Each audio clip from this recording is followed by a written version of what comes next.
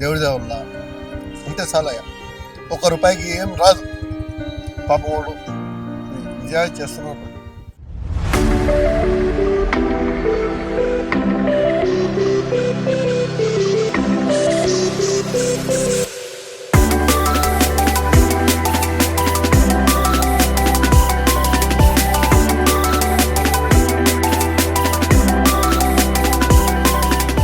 నా పేరు జార్జ్ రాకేష్ బాబు అండి. నేను ఈ గుడ్ సమరిటన్స్ ఇండియా అనే సంస్థకి వన్ ఆఫ్ ద ఫౌండర్ని. మేము గత 14 సంవత్సరాల నుంచి అనాథ వృద్ధులు, వలస కార్మికులు, ఇంజ్యూర్ అయిన వాళ్ళు, దిక్కులేని వాళ్ళు, మానసికంగా బాధపడుతున్న వాళ్ళని వాళ్ళ కోసం పనిచేస్తున్నాం అనమాట. కానీ గత 4 సంవత్సరాల నుంచి ఆకలి గురించి బాగా పనిచేస్తున్నాం. అంటే హంగర్ అండ్ పావర్టీ గురించి పనిచేస్తున్నాం అనమాట. హంగర్ అండ్ పావర్టీ అంటే ఆకలి గురించి. అయితే నేను కూడా అన్నదానం మొదలుపెట్టిన, అందరిని చూసుకుంటా ఇట్లనే ఉంటుందేమో అనుకున్నా. కానీ గత 14 సంవత్సరాల అనుభవం నాకు ఏం నేర్పించిందంటే ఆకలి ఎంత భయంకరమైనదంటే, ఆకలి కోసం, అన్నం కోసం బీహార్, జార్ఖండ్ వదిలేసి, తల్లిదండ్రులని, పిల్లల్ని వదిలేసి మన హైదరాబాద్ చాలా పెద్ద పట్టణంగా మారుతుంది. కాబట్టి ప్రపంచంలోనే పేరుగాంచిన ఇంత గొప్ప హైదరాబాద్లో మా ఎన్జిఓ ఉండడం అదృష్టం అనుకుంటున్నా. ఈ ఈ హైదరాబాద్కి వస్తున్న వలస కార్మికులకి నేను మా ఎన్జిఓ ఉపయోగపడుతుంది అనే ఆలోచనతో ఇది స్టార్ట్ చేసినాం అనమాట. ఇక్కడ వచ్చిన వాళ్ళందరూ డబ్బులు సంపాదించుకుంటారు, కానీ రేట్లు పెరిగినంత మాత్రాన అందరూ తినలేరు. ఎందుకంటే వాళ్ళు 2 రోజులు కూలీ వస్తుంది, 3 రోజులు కూలీ రాదు. ఆ డబ్బులు ఖర్చు అయిపోతాయి. ఇక్కడ పడుకోవడానికి లేకుంటే దొంగతనం చేస్తారు. ఇట్లా చాలా ఇబ్బందులు ఉన్నాయి వాళ్ళకి. సో ఇక్కడ నేను అన్నం పెట్టడం ₹1 స్టార్ట్ చేసినప్పుడు వాళ్ళు చాలా సంతోషపడ్డారు. ఫస్ట్ విషయం. సెకండ్ విషయం ఏంటంటే, నేను అన్నదానం చేసేటప్పుడు ఎక్కడ చేసినా కానీ ఎంతో ఫీల్ అయిపోయేది. నేను అన్నదానం చేసినా, అందులో స్వీట్ పెట్టినా, గాజర్గా హల్వా పెట్టినా, జిలేబీ పెట్టినా అని అనుకునేది నేను. కానీ ఇస్తరాగా పడేసిపోగానే ఆమె ఇట్లా చూస్తా చూడు, ఆ చూపు చాలా భయంకరంగా ఉంటుంది. బాధ అనిపిస్తుంది, గిల్టీగా ఫీల్ అవుతాం.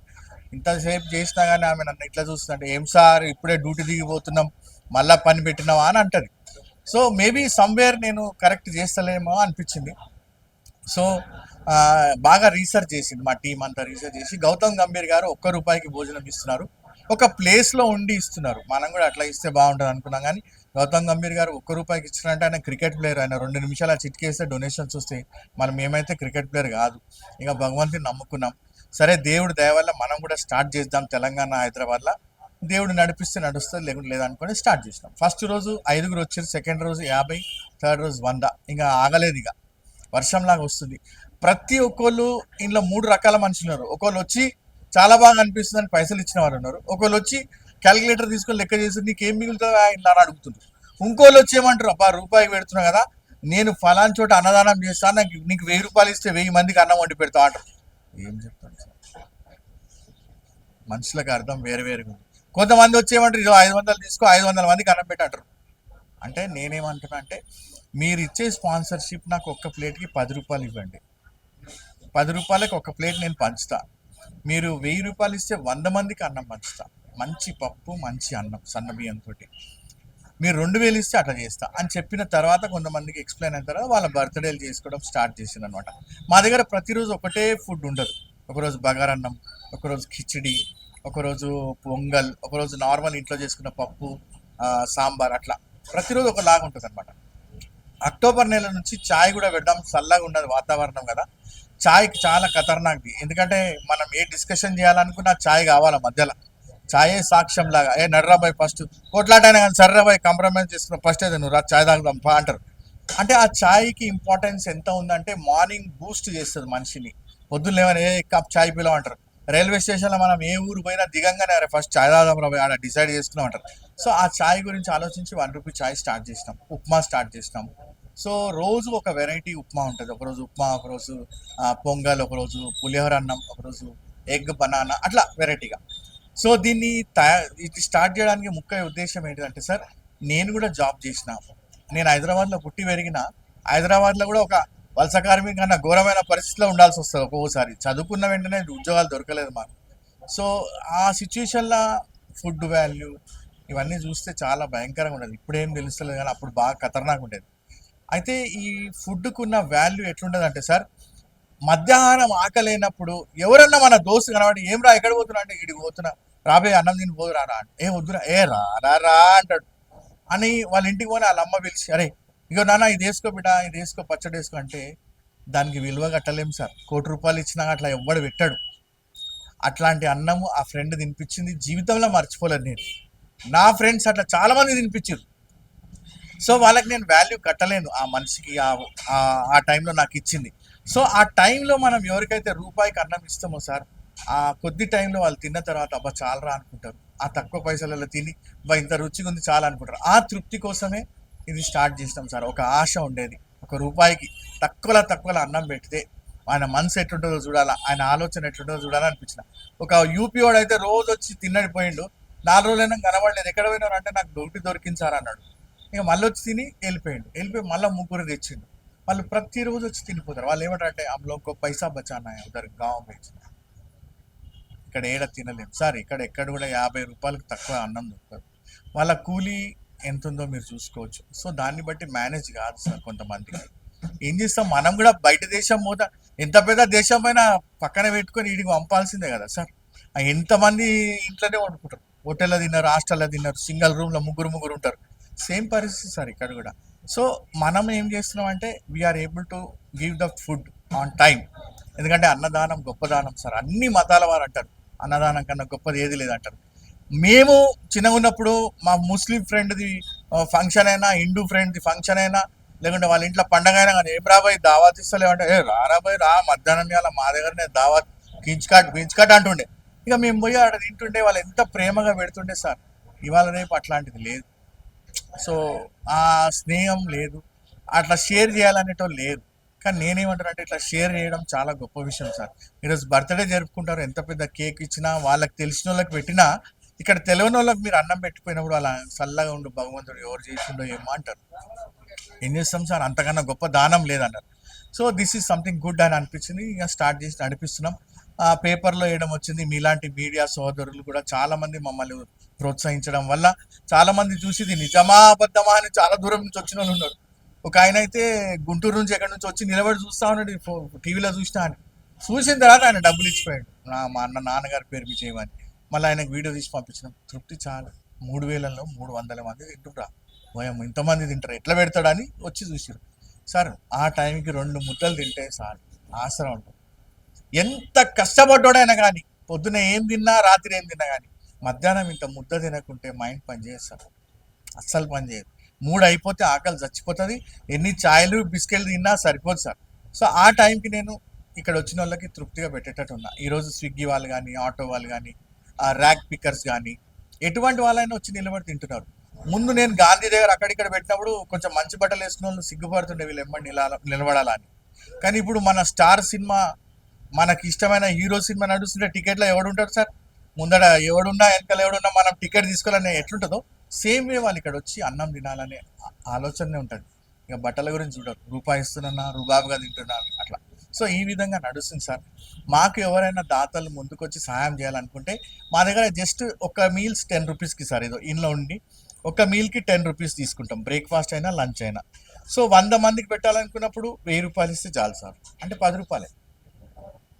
సో ఆ విధంగా మీరు ముందుకొచ్చి మాకు సహాయం చేస్తే మేము ఎంతో మందికి ఆకలి తీర్చగలుగుతాం. న్యూ ఇయర్ నుంచి మా దగ్గర ప్రొద్దున 250, 270 మంది వస్తారు. అంటే ఛాయ్ ఒక 150, 170, బ్రేక్ఫాస్ట్ ఒక 150, 160 వస్తారు. దాన్ని కూడా 200 చేస్తే బాగుంటుందని. ఎందుకంటే మా టైమింగ్ 12 to 2 అని పెట్టుకున్నాం, కానీ 1:30 లోపలనే అయిపోతుంది. ఇక ఉట్టి కూర్చుంటే అందరూ వచ్చి అన్నం ఉందా అని అడుగుతారు. పాపం వాళ్ళు ఎక్కడ పోయి వస్తారో లేట్ అవుతుంది. సో 2 వరకు మనం స్ట్రిక్ట్గా ఉండి పెట్టేటట్టు ఉంటే బాగుంటుందని దాతలకి నేను విజ్ఞప్తి చేస్తున్నా. మాకు కావాల్సిన బగోనాలు, ప్లేట్లు, చెంచాలు, కొన్ని వస్తువులు అవసరం ఉన్నాయి సార్. సో దాని గురించి మేము రిక్వెస్ట్ చేస్తున్నాం. ఎవరైనా ముందుకు వస్తే సాయం చేస్తే తప్పకుండా మేము ఇది ముందుకు తీసుకెళ్తామని. ఇంకో ముఖ్య ఉద్దేశం, ఇంపార్టెంట్ థింగ్ ఏంటంటే మేము ఎవరితో కాంపిటీషన్ చేస్తలేం సార్. మన హైదరాబాద్లో మన దగ్గర వచ్చిన అతిథులకి చాలా గొప్ప ఆతిథ్యం ఇచ్చి పంపగలుగుతున్నాం సార్, అంతే. ఆయన ఎక్కడ పోయినా కానీ హైదరాబాద్ అంటే అరే మంచిగా అన్నం పెడతారు. ఎందుకంటే మన రాష్ట్రాలు అన్నపూర్ణ అని పేరు గాంచినాయి కాబట్టి మన దగ్గర ఏ రాష్ట్రం నుంచి వచ్చినా కానీ మంచిగా ఫుడ్ పెడతాం. ఎందుకంటే అంత గొప్ప పేరు హైదరాబాద్కి ఉన్నప్పుడు అలా మా వంతు కూడా కొంచెం ఉండాలని ట్రై చేస్తున్నాం సార్, అంతే sir. Thank you so much అండి.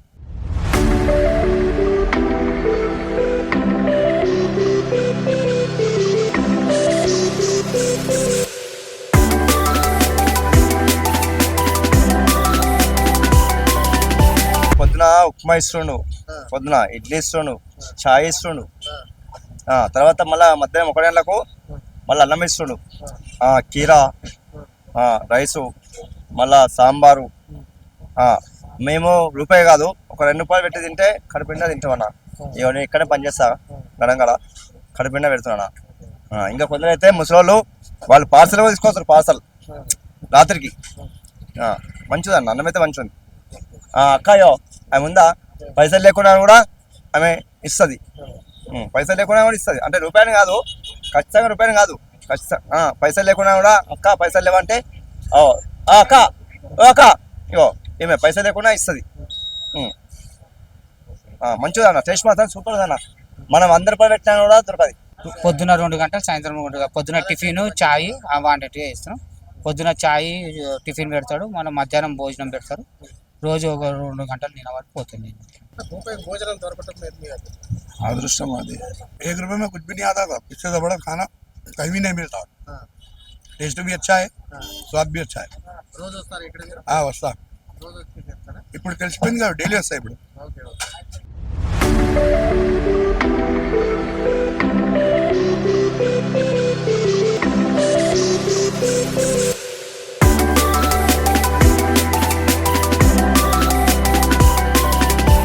నేను 4 ఇయర్స్ నుంచి చేస్తున్నానండి ఇక్కడ గుడ్ సమరిటన్ ఇన్ ట్రస్ట్. ఇంతకుముందు ఫ్రీగా ఇచ్చేవాళ్ళం భోజనం హాస్పిటల్స్ దగ్గర, గాంధీ దగ్గర, ఇక్కడ వైఎంసీఏ దగ్గర. సో అక్కడక్కడ చాలా మంది ఇస్తారు కదా, వాళ్ళు వేస్ట్ చేస్తున్నారు తినకుండా. సో సార్ ఆలోచించి ఇలా పెట్టారనమాట, 1 రూపీకే ఎవరన్నా వచ్చి తినొచ్చు. అంటే వాళ్ళు కూడా 1 రూపీతో తీసుకుంటున్న డిగ్నిటీ వాళ్ళకు కూడా ఉంటుంది, ఎవరన్నా తినొచ్చు అండి. ఒకరోజు డోనర్ ఉంటారు, ఒకరోజు ఉండరు. సో సార్ 12 మంత్స్ నుంచి బ్రేక్ రాలేదు, ఇప్పుడు 4 మంత్స్ అయింది. బ్రేక్ఫాస్ట్ టిఫిన్ కూడా పెడుతున్నాం. చాయ్ 1 రూపీ చాయ్, 1 రూపీ బ్రేక్ఫాస్ట్ అండి. I'm working as a volunteer in Good Samaritans India, where they had an initiative of Karuna Kitchen, where they are providing just 1 rupee chai and 1 rupee breakfast, as well as 1 rupee meals. As we take into account of India, every day we see that nearly 190 million people every day they are going to bed without food. So our aim of an organization is to make them to have little food so that they can sustain the day. So it is an initiative which is done by the founder, as George Rakesh Babu said. I'm volunteering here as the part of the initiative. నా పేరు కరుణ అండి. నేను చేయబట్టి ఇది start కాకముందు ఎప్పటి నుండి చేస్తున్నాను. ఓల్డ్ ఏజ్ హోమ్ ఉండే సార్ వాళ్ళకి అప్పటి నుండి చేస్తున్నాను. ఇది 1 ఇయర్ అయింది స్టార్ట్ అయ్యి. అప్పటి నుండి వంట చేస్తాను, టీ అండ్ బ్రేక్ఫాస్ట్ చేస్తాను. మళ్ళీ లంచ్కి 300 మెంబర్స్కి చేస్తామండి. లంచ్కి ఏమో 25 kgs వండుతామండి. ఇక బ్రేక్ఫాస్ట్ 10 kgs చేస్తాం.